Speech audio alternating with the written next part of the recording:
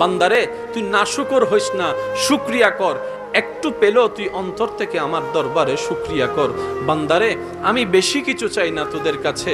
খাবার শুরুতে একটু আমাকে স্মরণ করবি, খাবার শেষ করে একবার আমাকে স্মরণ করবি, ঘুমানোর আগে একবার আমাকে স্মরণ কর, ঘুম থেকে উঠে একবার আমাকে স্মরণ কর।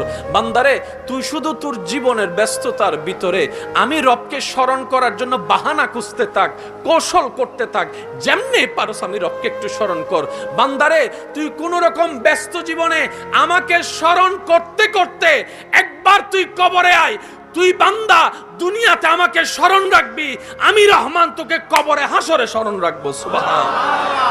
আর রব যাকে কবরে হাসরে স্মরণ রাখে, জাহান্নামের আগুন তাকে স্পর্শ করার কোনো সুযোগ নাই। আল্লাহ পাক বলে, বান্দা আমি আছি তো তোদের জন্য। লা তাহজান লা তাখাফ, ভয়ও করিস না, চিন্তাও করিস না।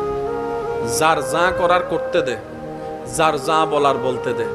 দিন শেষে আমি আহকামুল হাকিমিন হাসরের ময়দানে বিচার করব, তোর পক্ষে রায় করে দিব। তুই যদি শুকরিয়াকারী হোস, তুই যদি ধৈর্য ধারণকারী হোস, তুই যদি ক্ষমাকারী হোস, তুই যদি ঈমান দ্বারা পরিপূর্ণ হোস। বলেন না সুবহানাল্লাহ। আমরা সব সময় বিচার নিজে করতে চাই। রব বলে যে আমি আহকামুল হাকিমিন আছি তো, তুই বিচার করতেছস, কয়টা বাড়ি দিবি, কয়টা মাইর দিবি, কিছু বিচার আমার জন্য রেখে দে। আল্লাহ আমি কি করব? বলে যে তুই ক্ষমা করে দে। আল্লাহ সে আমার উপর জুলুম করেছে, অত্যাচার করেছে,